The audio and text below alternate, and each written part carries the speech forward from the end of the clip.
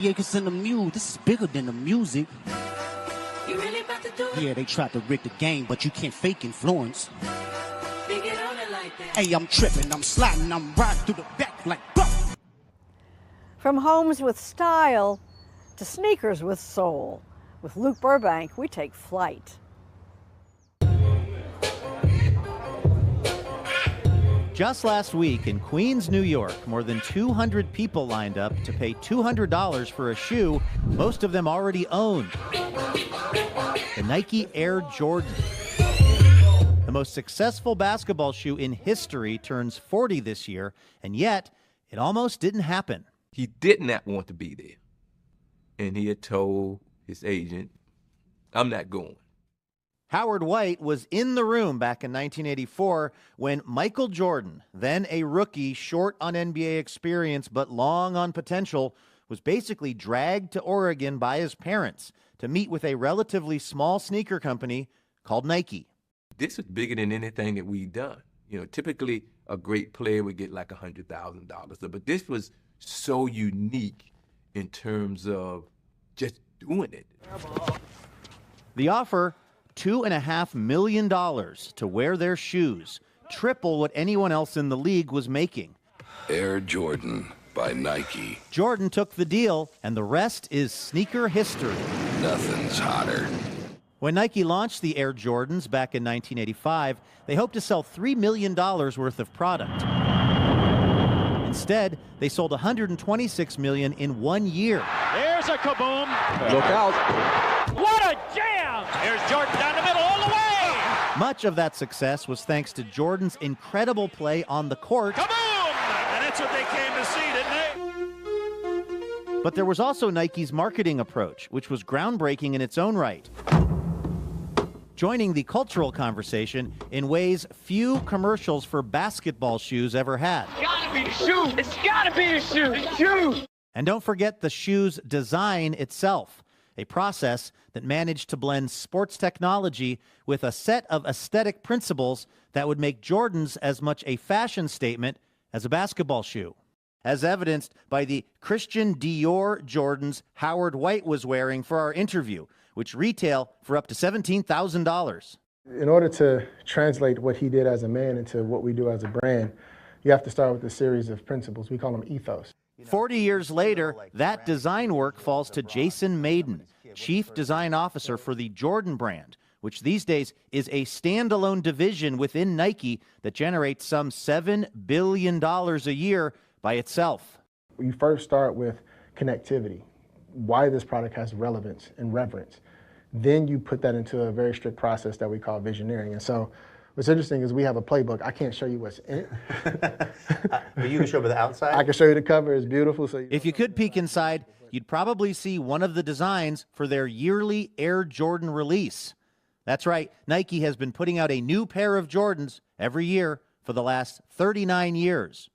Does a lot of the stuff that your team designs, does Michael Jordan get eyes on it still, a lot of it? Like how central is he to the operation here in 2025, 40 years in? Oh, he's very integral. He's very integral to the operation. He sees everything. He trusts us a lot. He has opinions on things that are near and dear to him. It has given me my life's purpose. Legendary. Sean Williams founded the Social Studies Community Academy in Brooklyn, a program dedicated to studying, promoting, and collecting shoes. Sneakers are wearable art. You're giving the sneakers a level of depth and AKA storytelling that convinces the consumer that they're making the right purchase when they buy these sneakers. But for Howard White, who still works at Nike and still talks to Michael Jordan often, the Air Jordan success is because it's not actually the story of a shoe. It's the story of something much bigger. It's totally transcended basketball at this point, right? There have been a lot of basketball shoes. It's not about basketball. And if this simple article of footwear can make people interpret themselves in a way that gives them just the power to believe more in themselves, that's what the Jordan brand is about.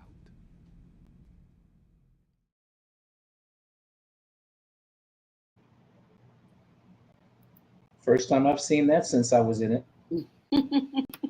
Well, second time. I watched it on the Sunday when it came on. Well, welcome back, guys. We are on a special day and time today. I am your host, Jazzy J, and I have none other than the illustrious, the magnificent Gemini season, Knowledge Born Allah from Do the Knowledge Radio.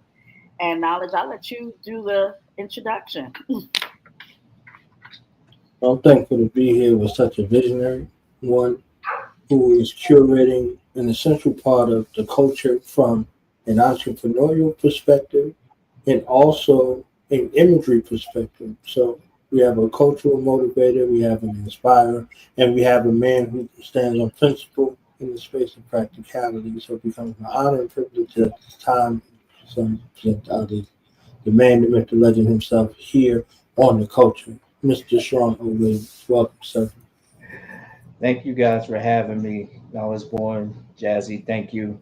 Um, this is a busy and very interesting time in sneakers, especially considering the current regime in office leading this country has done everything possible to affect things that we are seeing as obvious and things not so obvious, but are being affected in just as high a degree, and that being the footwear industry. So the timing is right for discussions on all of this. It all has tied in thanks to one person's lunacy these days. So happy to be here and share how all of that ties in.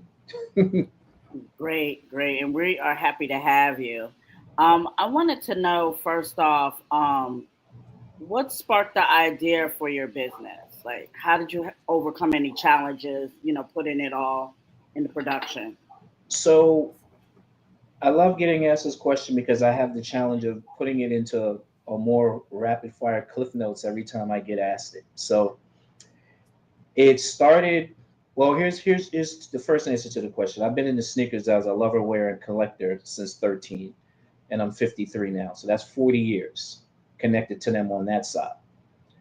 Professionally, we've been working in the industry for 20 years, but things took off when my partner D Wells and I, soul brother number one, we call him my homie and business partner, told me to help him start the first sneaker podcast and talk show in the industry called Obsessive Sneaker Disorder. So that was in 2007. We were the first ones to create any kind of talk show podcast for sneaker culture. So by '09, we got really popular, and the opportunities to consult came in where we started consulting with the brands, the who's, you name it, the Nike, Adidas, Puma, Reebok, Jordan, you name it, everybody. So through those consulting opportunities and through conversations while we were consulting with these companies, we challenged them with the question of how come there aren't enough women or people of color working in the capacity that you keep calling us in? I mean, we'll take your money. We like consulting. You're paying for us to come out here. You're paying for meals. You're paying for hotels. You're paying for brain trust. We'll do that every day of the week and twice on Sunday. But from a business perspective, this isn't smart for you guys. You guys just need to open the door to, women and people of color to work here. And they honestly said, we don't know how to do that. So that showed us that there was just a focus when it comes to people of color and women on being a consumer. And there was a lot of gatekeeping going on that was keeping the sneaker industry. I mean, it still has a ways to go, but at that particular point in time when we were getting started, it was still very white, male, 30 to 40-ish, and very little color or very little, female perspective running around in the industry at all. It's gotten slightly better, but still a ways to go. So through that conversation during consulting, we came back to our folks in the hood and we said, hey, there's jobs and careers waiting for you in the sneaker industry. And that response was, really the kicker for us, pun intended. Because we said, there's jobs, careers, there's stuff in the sneaker industry waiting for you guys. Do you ever think about that? And they go, what industry? So the shocking part about that is now people think that these shoes just magically appeared on the wall and didn't have any sort of thought whatsoever about what it took to make them and market them and all the other things in between. So we became the bridge between the two. We became the bridge on one side for the industry to find those people in, sort of a non-design capacity, because we have someone who already was on his way doing design. And then on the other side of that, we had to educate our people in the hoods about all these opportunities and this $100 billion global industry by next year. We had to educate them about the fact that all of this is like real, it's tangible, it is for you. You just didn't know that it was there for you. So social studies was born out of that in 2011. So you got '07 OSD, you got '09 we're consulting, 2011 social studies is started as an educational initiative for jobs and careers in the sneaker industry in the non-design capacity. And we've taught students representing 190 countries over 14 years through that capacity. In 2023, we finally decided to open up our own headquarters here in Brooklyn, which is where I'm talking to you from, the Social Studies Community Academy.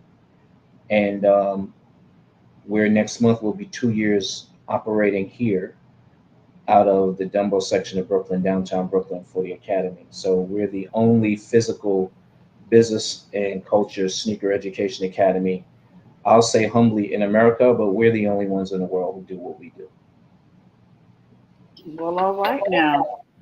I love the fact that you have taken your love for sneakers and the craft of everything and implemented that into a whole business, not even only just a business, but to educate and help us, our people, because, a lot of our people don't know, like you said, what goes into making these sneakers. We wear them, we spend hundreds of dollars on them, but we have no clue. Yeah, a lot of people are totally oblivious to the effort that it takes to go into them.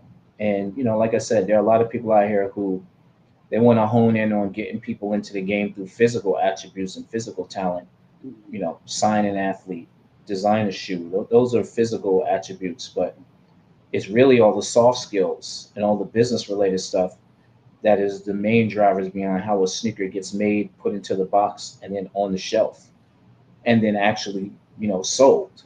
So we handle all of that because there's enough out there for people who, like I said, have those hard skills of, creative talent and whatnot, athletics.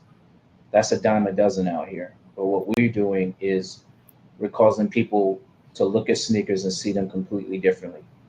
I look at a sneaker and I don't just see something that was made for a particular sport or matches my outfit. I'm looking at sneakers sometimes and I'm trying to figure out how many jobs it took to make that sneaker real. That's dope. So, how do you feel that the business has evolved since its inception, and like what new technologies or strategies have you implemented since the time of it being created up until now? Well, for me, from the business perspective, there isn't much that has changed in terms of all the jobs that exist that people still have the opportunity to get after. The sneaker industry has a lot of transferable skills from other industries that you can bring over. HR, tax, legal, research and development, all these other corporate equivalents that we know from other industries, they exist in the sneaker industry. People just need to know that they're there. So in that aspect, we didn't reinvent the wheel. Like I said, we just built a bridge of knowledge, wisdom, and understanding, if you will, for people to understand that this is a spot where you can, move over to. And then for folks, of a younger capacity and less experienced in working and developing a professional skill set, we gave them something to strive for and an industry to aspire to be into that, regular education is never going to tell them about.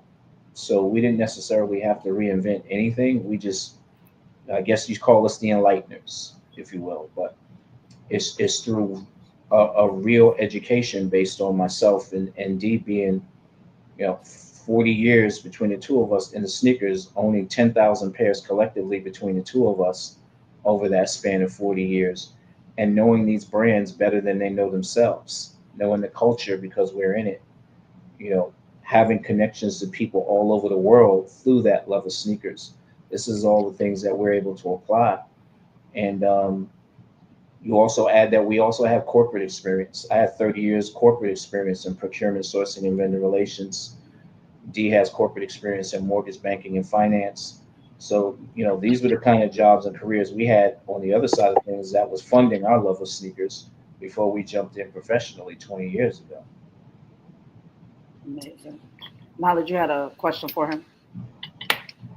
You know I did. Okay, I was waiting patiently to get up in there. So I have a two-part.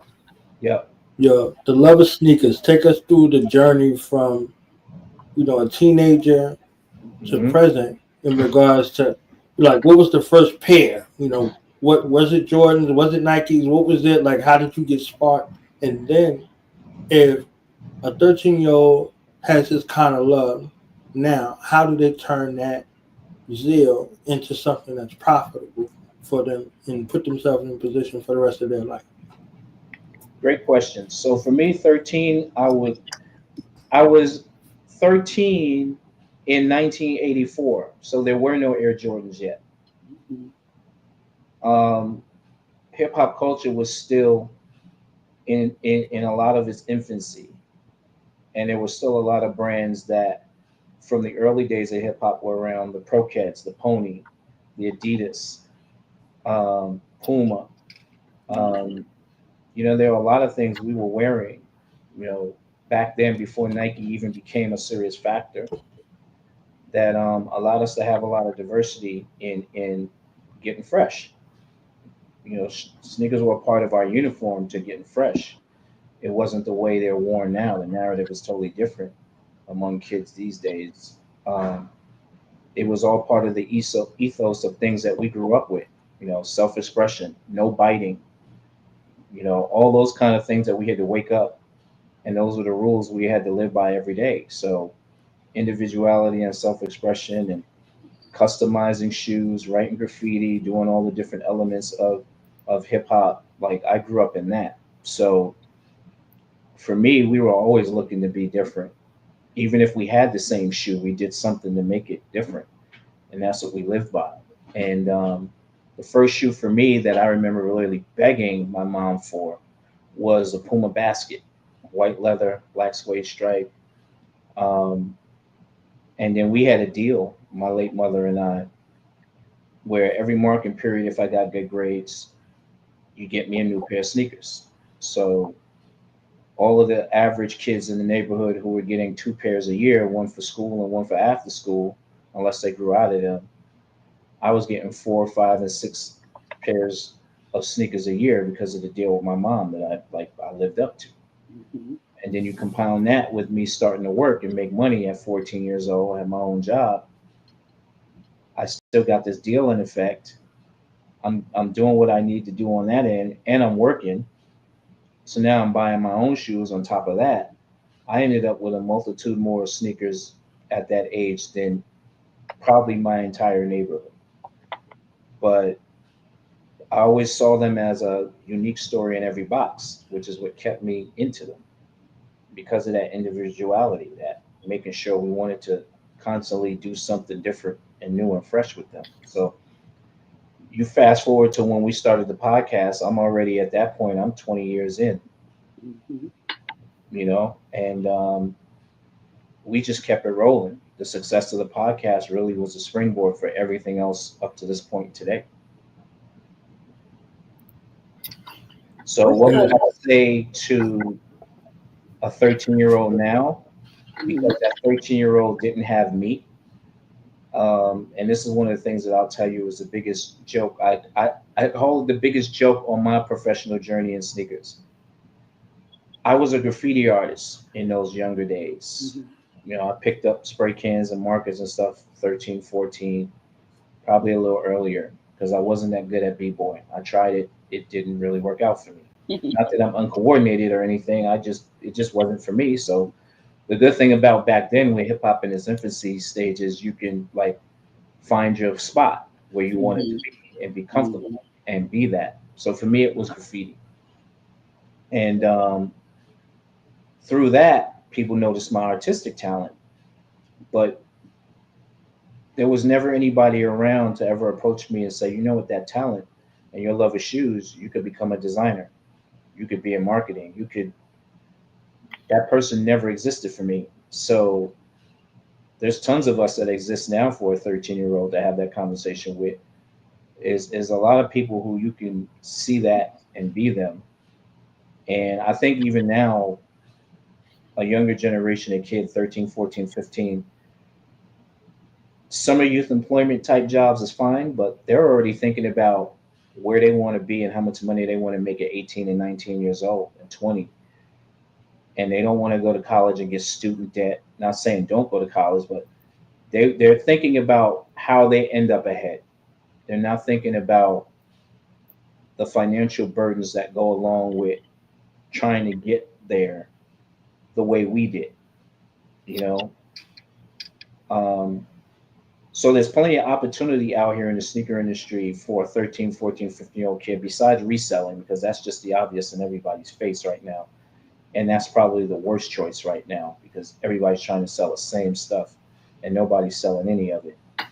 But it's easy for these kids to find someone on social media who's doing something different, be it me or anybody else, and reach out and say, I want to have a conversation with you about what you do. And I'm interested in probably going down that path. It's easier now more than ever to do that. When I was 13 years old, we didn't have this to even talk to anyone. So the only way you would even find someone is if they came to your school or that was somebody in your family or friend circle that was connected to that thing already. So this is much easier now. This time is much easier now for a young person to jump into what it is they got an interest in and pursue it and push it further. Amazing. What's the most unusual or unconventional strategy you have used to, stand out in your industry?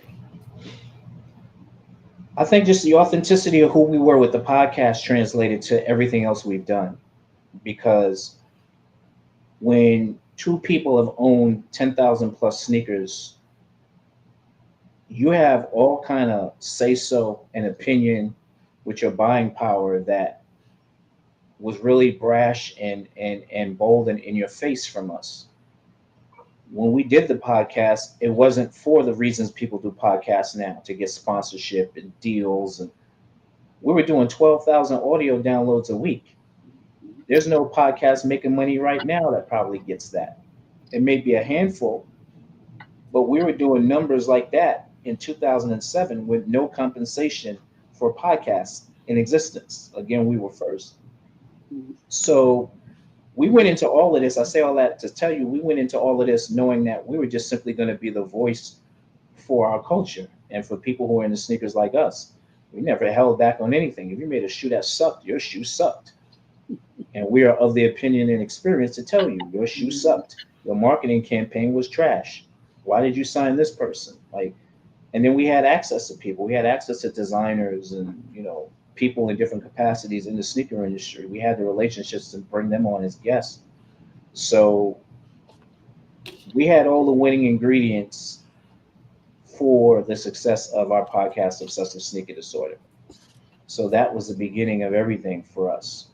And even to this day, there's still a lot of sneaker podcasts and YouTube videos and people who are talking about things, but it has never been with the level of fire and authenticity and unabashment that we did, because it's different now, right? You got, you can't go too hard on saying certain things a certain way, or you get your channel blocked, you get shadow banned, and like all these things that people have to worry about now. We never had to worry about any of that. It was just every Wednesday at 9 o'clock for 7 years, 2007 to 2014. You were going to hear exactly what me and Dee and our cast of the show felt about the moves you were making in our industry. And people respected it. The brands had people listening to our show every Wednesday to figure out how to do their jobs and tweak marketing campaigns and stuff like that. Because we were just that pure and uncut. No agenda. We don't want your free shoes. We make money. We can buy our own shoes. We don't want to go to your parties because your parties are trash. Like, we was just every Wednesday doing what we do. And people weren't even in the sneaker industry, people wouldn't even plan to do anything else on a Wednesday because of how popular we were. If they were planning a sneaker release party or any kind of thing like that, they wouldn't even do it because they knew Wednesday at 9 o'clock we were on and that people probably wouldn't show up. What value do you have that guides your decisions as an entrepreneur in this industry? 3 words: appreciate, educate, elevate. Appreciate our culture, educate folks on it, and empower them to elevate it. If 2 out of the 3 are missing, we're not showing up to do anything with you. Amazing. Knowledge, you had another one? Some of these shoes, like, I know y'all went crazy when some of these shoes came out. So what was the best craze and the worst craze? The shoe design, whether it was the shoe itself or its rollout or whatever it was. I know y'all had a heck of a time in that 7-year time period where shoe self-discovery was out, was going crazy right now. Well, the interesting thing is I've never camped out for a shoe, ever. I've owned personally over 4,000 pairs. I've never camped out for not one. But I've seen the frenzy and the hoopla that other people have gone through for them. And I think that companies have done a good job of manufacturing enough hype for people to feel like they've missed out. So I wouldn't put that on any one particular company, even though Nike and Jordan does it the best. But there was a time when they were all putting out sneakers that people felt like they had to have. Mm-hmm. And you didn't have to camp out for them. You kind of you wanted them. They were there. They were the shoe you had to have. There were haves and have-nots by economic means back then. You had people who were wearing Adidas Superstars, and then you had people whose parents took them to the store to get the 4-stripe ones. You had people wearing Puma Clydes and Suedes, and then you had people wearing Mark V's, which was the knockoff version. It was different then because the economy of your household dictated what kind of shoes you were going to wear. Because if you didn't have any purchasing power on your own, a lot of us didn't work. That's why it was a rarity. A lot of kids my age did not work. I wanted to work. And if you're a victim of what your family's economy is, you're wearing a certain kind of shoes. If you're not, you're wearing the thing that you see on everybody's feet. So there was that back then, more so than what you would push, 20 years forward to in what is quote unquote deemed sneaker culture with retro release Jordans and camp out lines and, special collaborations, if you will. Like, that's a hype machine that all started in the early 2000s that, my experience predates that. So I was never going to subscribe to that. I could see and appreciate it for what it does in terms of bringing some folks together and people bond over it. And, there's this energy and excitement that the brands pay attention to, and they use it as marketing research to know what to do next. But I never full scale participated in that because it just didn't make sense to me. When you think about you're going to camp out in front of a sneaker store overnight before the store opens so that you're online to get it. My headspace was around how much is that an hour when you end up buying the shoe? And then if you bought it just to flip it, like a lot of people did, how much are you going to have to charge just to make sure that your time spent to get it would make sense? So, again, I was always thinking about, from the economic sense, time is money perspective. It just never made sense to me. But other people did it for other reasons. And it built up a lot of the energy, the frenzy, and the hype that still sneaker culture lends itself to. Give us your, out of the 4, because you said you have 4,000 in your collection to date, right? I've owned 4,000 over 40 years. Okay. So out of the 40,000 over your time span, give us your top 3 favorite pairs. Nike Air Max 1 from 87, Adidas Rod Lavers, and that's not an easy question, so I'm throwing out 2 because I've just been thinking about those 2 recently. What would be my third? Definitely Adidas Superstars. Okay. And why did you name those three? What about those three kind of captivated you? So the Nike Air Max 1 was the first shoe I bought with my own money from Paragon Sports here in New York. Not sure if you've been here, you've heard of it, but it's a very big sports specialty store. And they were very racist to me when I went to get it. Oh, wow. Very racist store at the time where if you, because they sold ski equipment and tennis and all of these things for sports of, a more affluent consumer, but they were the first ones to get the Air Max 1s. So the frenzy around this being the first shoe with the visible air unit, I was all in. I was actually working down the street. My summer job was 2 blocks down from there, so that's why I went to get them. But they didn't treat me well when I got them. But when I got back to my neighborhood with them, the reaction was just nuts. People just lost it.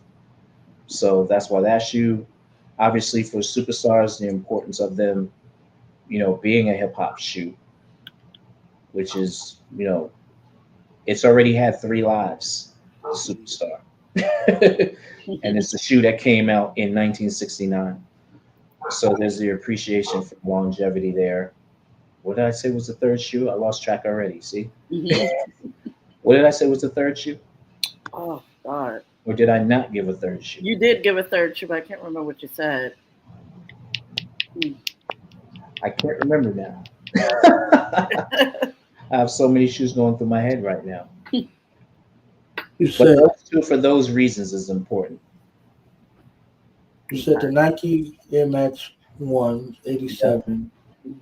And you said the Adidas Superstar. Yeah. And the one in the middle was the middle child. It was another Adidas. Oh, I said the Rod Lavers. Yes. Okay. Yes.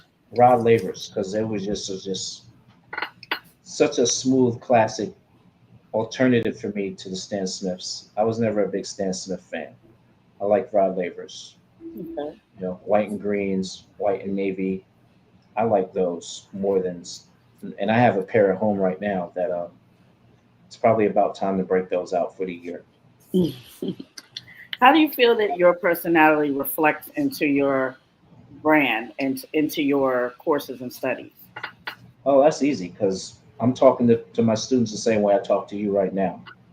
I don't have a switch where I turn into a teacher versus being interviewed on a podcast versus talking to people in person. This is who you get and when I'm doing all those things. So if you pick up on a level of generosity, ingenuity, and authenticity that I'm projecting in any of those situations, you're going to benefit from that. And I didn't want to make this, when we built the social studies curriculum, we didn't want to make this kind of thing where it felt like traditional education, because it isn't. You can't go to any college in the world and learn this. So if we positioned ourselves to teach it in that way, that's not being authentic, because the sneaker industry is thriving because of what we've done out on the streets. They know what to do, who to market to, how much to charge, etc., based on what the experience is from us on these streets. It used to be just in America, first started in New York, but then all around the world. So any student that takes a social studies course or any brand that I consult with, they need to get that. That needs to never go away. I'm not changing the way I dress. I'm not changing the way I talk. I'm not doing any of that, because then you're not getting the real shit that you're going to pay for. You're getting something, but you're not getting what I intended for you to pay for. So I can't switch. I can't code switch. When we all had corporate America jobs, we have to code switch, or we got to just stay quiet if you're not good at code switching. When I left corporate America after 30 years, code switching is gone. This is who you're going to talk to right here. No, that's all right. What's the best piece of advice that you have received outside of the industry?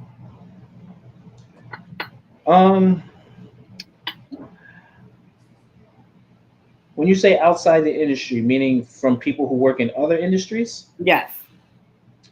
Well, that's a good one because I just got a quote back in October, late October, right before the presidential election, from a friend named Winston Peters Jr.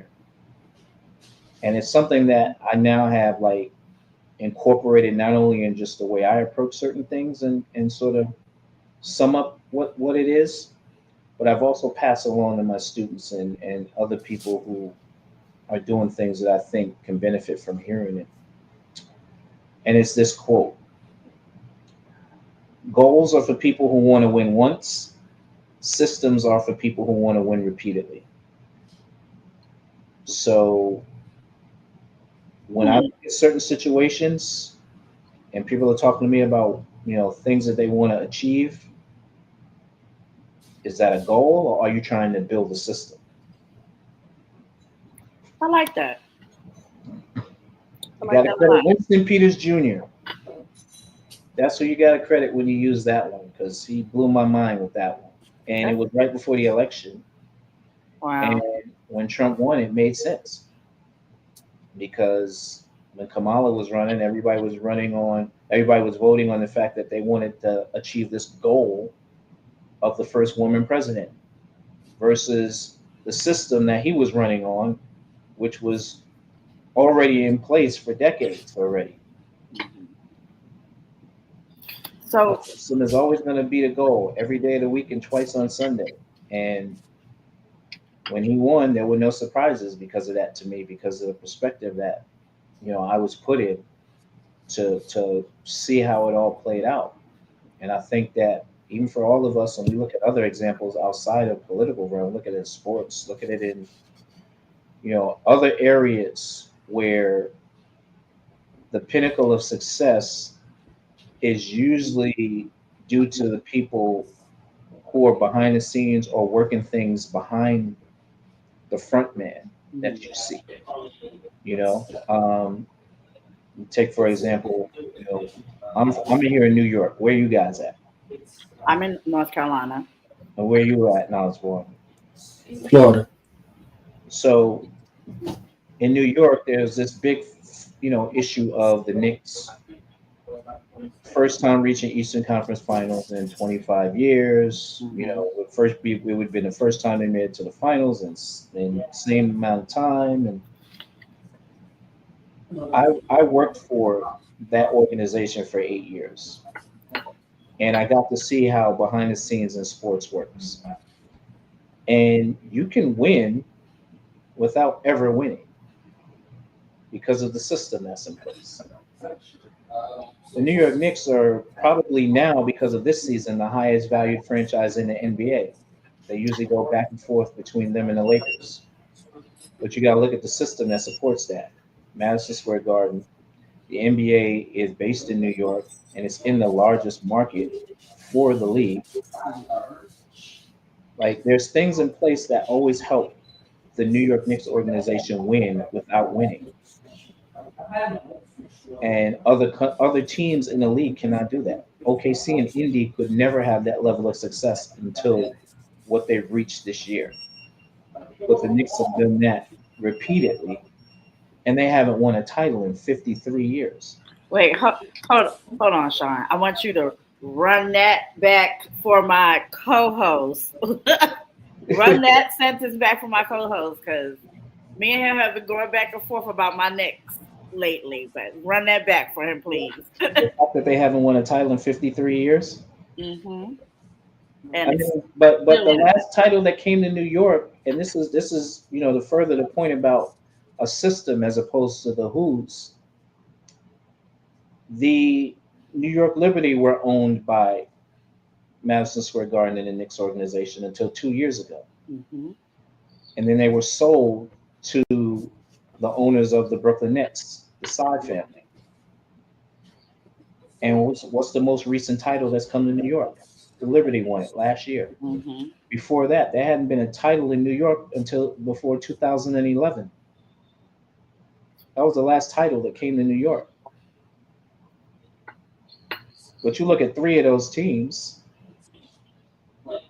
it would have been the Knicks, Rangers, and Liberty all under one belt, that's what it was up until 2 years ago, and all three of them were no closer to a title. You remove the Nets, you remove the Liberty from that equation, hand them over to a system where people want them to win. What happens? 2 years later, they win. Now they're about to get their own practice facility built out here in Brooklyn. People are willing to invest. Now they want to push them even further. Systems are very important. And being able to understand a system that you want to build and being able to understand the system that you're going to go up against are very important. Very important. And I think that in the sneaker industry, we understood that very early on, knowing that it was being gate kept on one side. But then on the flip side of it, we were walking around just buying them, being deaf, dumb, and blind to the opportunities. That's what we were. We understood exactly what two things were at place. I have one more question for you. Knowledge, do you have another one for him before? Y'all tried to jump me with this whole Knickerbocker situation. Okay, Not too much on them, Knowledge. Not too much. Well, I know what works, right? I spent some years in the retail industry, as a salesperson.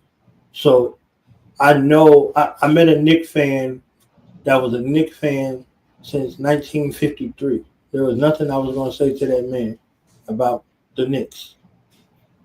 I seen what a Yankee hat does.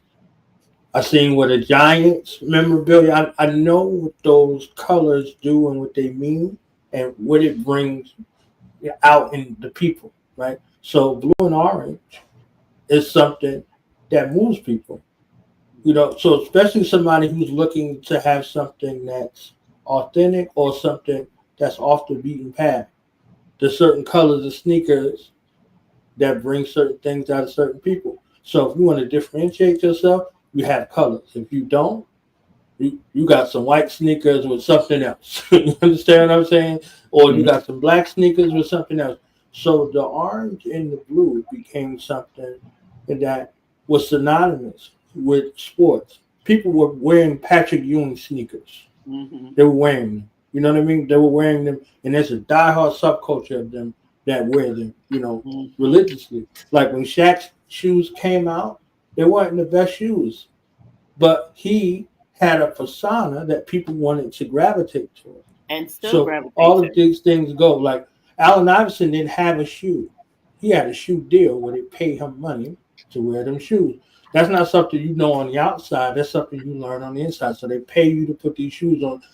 So Michael Jordan was like the only guy that had a shoe deal. Everybody else, they paid them some money to put them shoes on. That's actually that's not correct. Allen Iverson is the only player in the history before I think Damian Lillard just got one. Allen Iverson is the only player in history to get a lifetime sneaker deal with a company before. After he switched, whoever he was with initially, it was just they paid him to wear the shoe. Allen Iverson with Reebok. Right.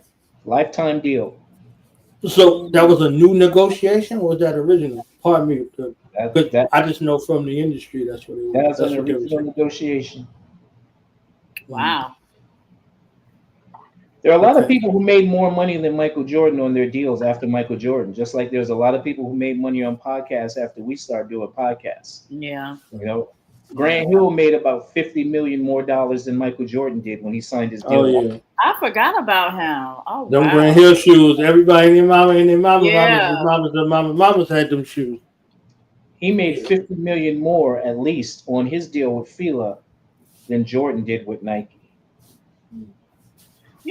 That's crazy. I forgot about Grant Hill. Because he's not really out there in the public so much, I guess. That's probably why. His product isn't. He's still calling games. Mm. He just finished very actively in the playoffs, calling games. But these are the things that we do to enlighten people on what's actually happening in the industry. People are unaware of the fact that probably the most lucrative deal right now, even though he's not selling shoes like that anymore, is LeBron James. LeBron James's deal with Nike is worth almost $900 million Right. over the span of his career. So, but there's a LeBron James who you see on court wearing the shoes, but nobody knows Maverick Carter, who was the person who negotiated that deal for him, who worked for LeBron. That's his family from back in the days. Like they're Akron, Ohio. That's his people who came up with him and represents him and make sure that LeBron's best interest in these business deals is never taken for granted. He got him those kind of deals. So LeBron did what he did on court wearing the shoes. Maverick did what he did in the boardroom. We need more people to know about who Maverick is and what he's doing in the boardroom, as opposed to who LeBron James and Michael Jordan are. Well, shout out to Maverick because I love my LeBrons. Okay, I love them. Shout out. I'm gonna ask you this question because we ask everybody this, and we always get like a different answer from everybody. When you leave this earth, what do you want your legacy to be known for? Exactly what I've been doing now is making sure I support people to help them find their superpower. That's it.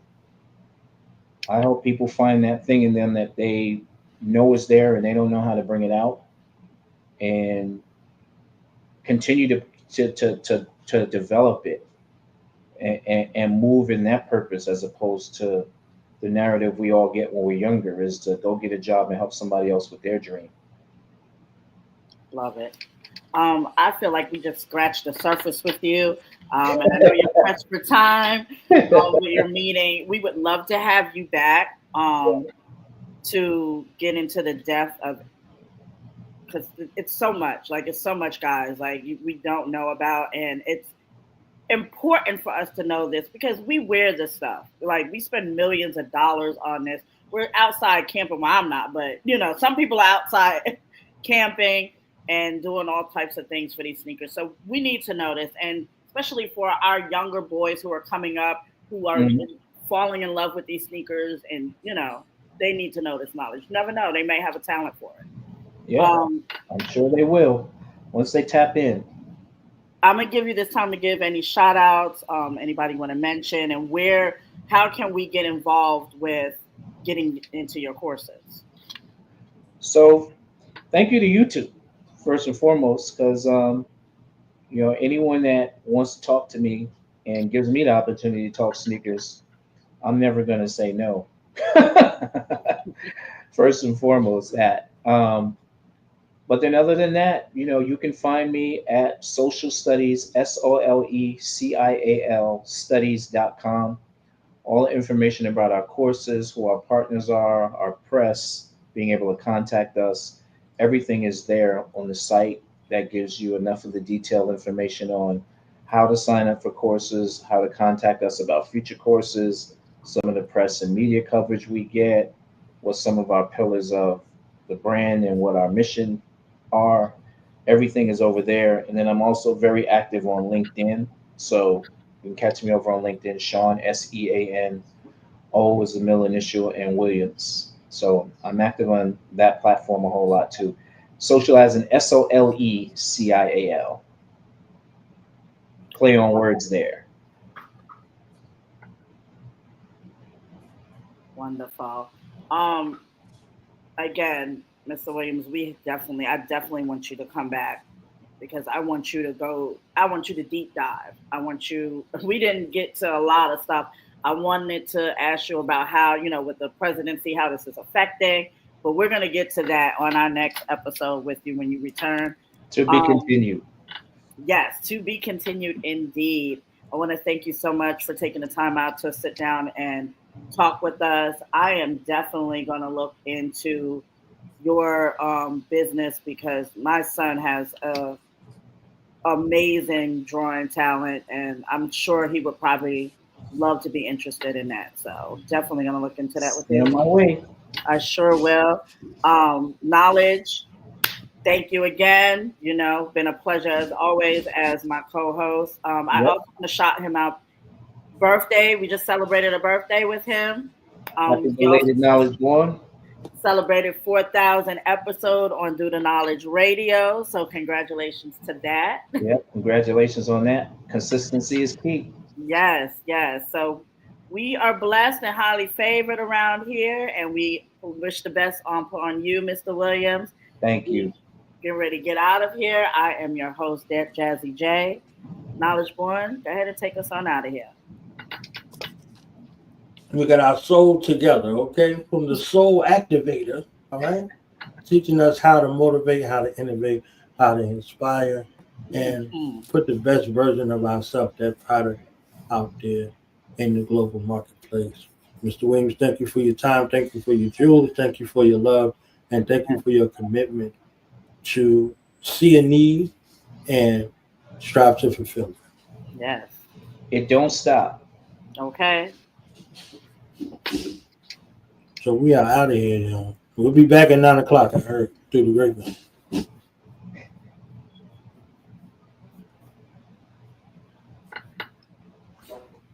No. They not like us. No. They not like us. What? They not like us. No. They not like us. No. They not like us.